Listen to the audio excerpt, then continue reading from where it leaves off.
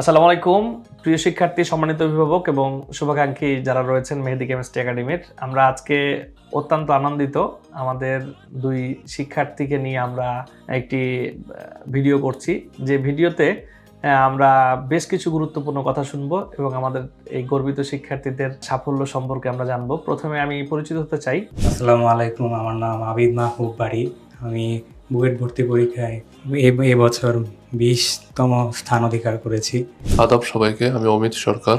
এবছর বুয়েট ভর্তি পরীক্ষায় 61তম স্থান অধিকার করেছি। আমার স্কুল ছিল সরকারি বিজ্ঞান high school, government science high school, এবং কলেজ ছিল নটরডেম কলেজ। আমার স্কুল ছিল সরকারি বিজ্ঞান স্কুল আর কলেজ হচ্ছে নটরডেম কলেজ।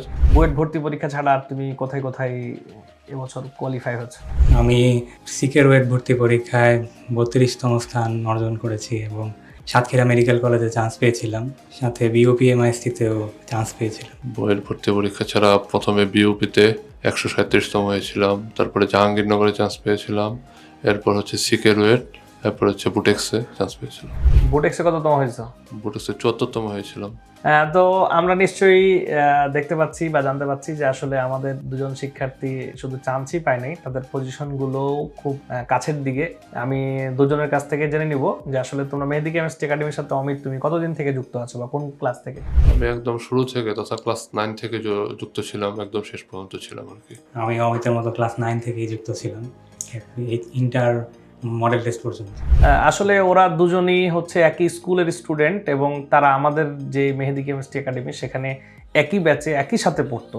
বুয়েট ভর্তি পরীক্ষায় আবেদন করার জন্য আমাদের যে রিকোয়ারমেন্ট ছিল ফিজিক্স, কেমিস্ট্রি এবং ম্যাথে, যেখানে রিকোয়ারমেন্টটা কি ছিল, সার্কুলারে যেটা বলা ছিল সেটা হচ্ছে ফিজিক্স, কেমিস্ট্রি, ম্যাথে A+ থাকতে হবে আবশ্যক, এবং সেখান থেকে যারা অ্যাপ্লাই করবে তাদের থেকে 18,000কে শর্ট লিস্ট করা হবে, তারা প্রিলি পরীক্ষা দিতে বসবে। 18,000 জনের মধ্যে থাকার জন্য তোমার কাছে কি মনে হচ্ছে কত পার্সেন্ট নাম্বার এবার? আমাদের ব্যাচে দেখা গেছে, আমি যতদূর শুনছি যে 82 বা 83% মার্কে প্রিলিতে অংশগ্রহণ করতে পারছে, যেটা কিনা আগের বছরগুলোতে 92 বা 3% নাম্বার দরকার ছিল। সেই নাম্বারটা এবার 82 বা 83% নাম্বারের মধ্যে আসলে আসছে। তার মানে এটা ভাবার দরকার নেই যে আগামীবারও 82 বা 83% নাম্বার থাকবে, কারণ এই বছরের ইন্টারমিডিয়েটের রেজাল্ট বেশ খানিকটা নর্মাল ছিল, এই জন্য আসলে এরকম হয়েছে। তবে সবার টার্গেট মিনিমাম 90%-এর ওপরে নাম্বার থাকা উচিত বলে আমার কাছে মনে হয়। সকালের শিফটে কেমন স্টুডেন্ট পরীক্ষা দিচ্ছে? প্রত্যেক শিফটে শর্টলিস্ট করা স্টুডেন্টদের থেকে 50-50 পরীক্ষা দেয়, মানে হাফ হাফ, এবং প্রতি শিফট থেকে 3,000 নির্বাচন করা হয় এবং সেই দুই শিফটের 3,000 মিলে 6,000 রিটেন পরীক্ষা দিতে বসে। বুয়েট ভর্তি পরীক্ষার যে প্রিলিটা তুমি দিলা সেটা কত মার্কের ছিল? সেটা ছিল 100 মার্কের। এখানে ফিজিক্স ছিল 33, কেমিস্ট্রি ছিল 33 আর ম্যাথ ছিল 34টা এমসিকিউ প্রশ্ন। তুমি যখন বুয়েট ভর্তি পরীক্ষায় প্রিলিতে উত্তর করার চেষ্টা করো তখন তুমি কেমিস্ট্রির প্রশ্ন কেমন মনে হয়েছিল তোমার কাছে এবং সেখানে তুমি কতটুকু কনফিডেন্ট ছিলা? কেমিস্ট্রি কোয়েশ্চেনে আমি দেখছি যে কয়েকটা আমাদের সিলেবাসের মধ্যে ছিল না, হয়তো একটা বা দুইটা, বা আরও কয়েকটা ছিল যে আমার অজানা, বই ছিল না, ওগুলো আমি আনসার করিনি। কেমিস্ট্রির প্রতি তুমি কি কনফিডেন্ট ছিলে নাকি অনেক কঠিন মনে হচ্ছিল? যেগুলো মোটামুটি দাগেছে ওগুলো কনফিডেন্ট ছিলাম, দুইটা মনে হয় একটু ডাউট ছিল। অমিতের কাছ থেকে আমরা জেনে নিব যে হচ্ছে তুমি যখন রিটেন ভর্তি পরীক্ষা দাও তখন এই রিটেনের জন্য কত মার্কের কোশ্চিন হয়? মূলত রিটেনের জন্য 40টা প্রশ্ন থাকে, প্রতিটা 10 মার্ক করে, 400 মার্কের, এবং সেখান থেকে 13টা থাকে হচ্ছে ফিজিক্স এবং কেমিস্ট্রিতে, 13-26টা, দেন হচ্ছে 14টা থাকে হচ্ছে হায়ার ম্যাথে। আমাদের সময় মূলত কেমিস্ট্রি প্রশ্নটা একটু সহজ হয়েছিল তুলনামূলক, সেই জন্য সবগুলো উত্তর করেছিলাম। মেহেদি কেমিস্ট্রি একাডেমি যে কন্টেন্টগুলো ছিল বা ক্লাস ছিল, পরীক্ষা ছিল, এক্সাম ছিল, এটা তোমার জন্য কতটুকু হেল্পফুল ছিল? পরীক্ষাগুলো অবশ্যই অনেক ভালো ছিল, স্টুডেন্টও বেশি ছিল, যার কারণে একটা মেধা তালিকার ভিত্তিতে এই যে অবস্থানটাও জানা যেত, ভুলগুলো সংশোধন করা যেত, আর শিটগুলার এইচএসসির টাইমে রিভিশন ম্যাটেরিয়ালস হিসেবে অনেক ভালো কাজে লেগেছিল, এবং বেসিক তো ক্লাস থেকে হয়েছিল। বিগত বছরের প্রশ্ন ব্যাংক তুমি কখন থেকে পড়া শুরু করছিলে? কোয়েশ্চেন ব্যাংক আমি শুরু থেকে দেখতাম, কিন্তু অত সিরিয়াসলি আমার সব কিছু 100% কোয়েশ্চেন ব্যাংকের করা হয় নাই, টাইমে কুলায় নাই, কিন্তু বলতে গেলে এডমিশনের টাইমে আমি ভালোভাবে করছি। আচ্ছা, আমার ধারণা ছিল যেমন আমাদের আগের ব্যাচের বা এর আগের ব্যাচে 21 আর 22 ব্যাচের কোয়েশ্চেনগুলো ফুল সেট আমি অনলাইনে বা বিভিন্ন জায়গায় আগেই দেখছি। আচ্ছা, আমরা আরেকটা বিষয় জানতে চাই, মেহেদি কেমিস্ট্রি একাডেমিতে তুমি ক্লাস 9 থেকে ছিলে, ক্লাস, পরীক্ষা এবং লেকচার বুক সব মিলে আসলে তোমার এই চান্স পাওয়ার জার্নিতে কোন জিনিসটা বেশি হেল্প করছে বা ব্যাপারগুলো কেমন ছিল এবং তুমি কতটুকু মানে সাহায্য পেয়েছো? মেহেদি কেমিস্ট্রি একাডেমি যে মেটেরিয়ালগুলো আছে এগুলো অনেক গোছানো, আর এখানে মানে প্র্যাকটিসের জন্য পর্যাপ্ত পরিমাণে এমসিকিউ আছে, যেগুলো একাডেমিক আসলে আমাদের খুঁজে পাওয়া অনেক কঠিন, মানে বিভিন্ন রাইটারের বই, এডমিশনের পর বোর্ডের সবগুলো একসাথে। এগুলো ছাড়া আসলে আমি এগুলোই করছি, এগুলোর বাইরে আর ছিল না। এছাড়া থিওরিগুলো সুন্দরভাবে দেওয়া দেওয়া থাকে। পরে যে পরীক্ষাগুলো ছিল, পরীক্ষাগুলোর কোয়েশ্চেনগুলো আমার কাছে মোটামুটি রিয়েলিস্টিকই মনে হয়েছে বোর্ড কোয়েশ্চেনের জন্য, যেগুলো গতানুগতিক বোর্ড কোয়েশ্চেন আসে ওগুলো হিসেবে। ক্লাসও ভালো ছিল, ক্লাসে আমি কনসেপ্ট মোটামুটি ক্লিয়ার করা হইতো অনেকের সাথে একসাথে, আবার বিভিন্ন অনেকে কোয়েশ্চেন করতো, ওগুলো আবার ওই কোয়েশ্চেনগুলো আনসার শুনলে কনসেপ্ট ক্লিয়ার হতো। আসলে প্রিপারেশন নেওয়ার ক্ষেত্রে একটা স্টুডেন্টের কি আসলে সব কিছুই পড়া উচিত, নাকি স্পেসিফিক নির্দিষ্ট কিছু ক্যাটাগরি অনুযায়ী পড়া উচিত? তোমার কি মনে হয়? সাবজেক্ট ওয়াইজ আমার মনে হয় বলা উচিত। যেমন আমরা যদি ফিজিক্সের প্রিপারেশনের কথা বলি, ফিজিক্সের থিওরিটিক্যাল পার্টগুলো মেডিকেলে আসে বেশি, কিন্তু ইঞ্জিনিয়ারিংয়ে দেখা যায় থিওরিটিক্যাল পার্টের কোয়েশ্চেন অত বেশি আসে না। এই জন্য যদি আমরা এইচএসসির সময় ভালোভাবে পড়ি, থিওরিটিক্যাল ফিজিক্স বই রিডিং দেওয়া থাকে বা উদাহরণ বিভিন্ন সংজ্ঞা এগুলো ভালো পড়া থাকে, তাহলে দেখা যায় যে মেডিকেল ভর্তি পরীক্ষায় ভালো করা যায় ইঞ্জিনিয়ারিং প্রিপারেশন থাকলেও। আর ফিজিক্সের ম্যাথ তো আমরা বইয়ের ম্যাথ তো করবই। এরপর কেমিস্ট্রি হচ্ছে দেখা যায় যে সব ভর্তি পরীক্ষার ক্ষেত্রে কেমিস্ট্রি একটা জেনারেল প্রিপারেশনের মতো। ইঞ্জিনিয়ারিংয়ের ক্ষেত্রে দেখা যায় যে একটু ম্যাথ বেশি করতে হয়, কিন্তু মেইন বই ভালোভাবে পড়া আর বিভিন্ন থিওরি যে ইঞ্জিনিয়ারিংয়ে কম আসে এমন না, ওখানেও আসে।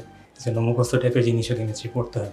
আচ্ছা, তুমি এখন পর্যন্ত অনেকগুলা পরীক্ষা দিয়েছো, বুয়েট ভর্তি পরীক্ষা সহ কোন কোন ভর্তি পরীক্ষায় তোমার কাছে মনে হয়েছে যে শর্ট সিলেবাসের বাইরে থেকে অনেক বেশি কোশ্চেন হয়েছে, আর কোনটাতে মনে হচ্ছে শর্ট সিলেবাসের বাইরে থেকে প্রশ্ন হয় নাই?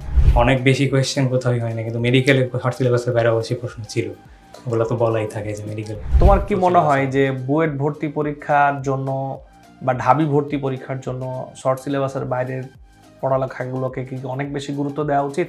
আমার মতে দেওয়া উচিত না, কিন্তু আমাদের ঢাবি ভর্তি পরীক্ষায় দেখা গেছে গত বছর একটা কোয়েশ্চেন আসছিল ক্রোমাটোগ্রাফি থেকে, মনে হয় আমাদের বেলায় তাপ রসায়ন থেকে, হ্যাঁ, ওগুলো আমার একটু আইডিয়া ছিল, এই কারণে আমি ওগুলো আনসার করতে। এবং সেটা হয়তো বা একটা দুইটা মার্কের কোশ্চেন আছে, ওগুলো হয়তো কোনো একবার একাডেমিক লাইফে দেখছিলাম, এই কারণে।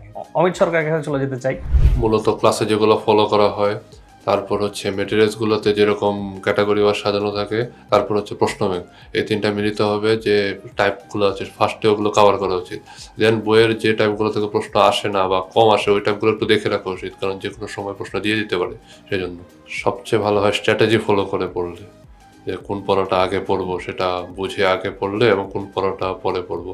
যখন পড়তে মন চায় তখন যদি ভালোভাবে পড়া হয়, তাহলে দেখা যায় অনেকগুলো পড়া অল্প সময়ে কভার হয়ে যায়। সেই হিসেবে অনেক শিক্ষার্থী আজকে মনে করে যে আমি আজকে যা এইটুক পরিমাণ পড়ে ফেলবো, কিন্তু দেখা গেল সে ওই পরিমাণ পড়তে পারে না, তখন তার ভিতরে হতাশা কাজ করে। তো সেই ক্ষেত্রে আসলে টাইম ম্যানেজমেন্ট কেমন হওয়া উচিত? সেই ক্ষেত্রে কিছুটা হতাশা কাজ করা ভালো, কারণ কিছুটা হতাশা কাজ করলে পরের দিন পড়ার প্রতি একটা থাকে, যে বাধ্যবাধকতা থাকে।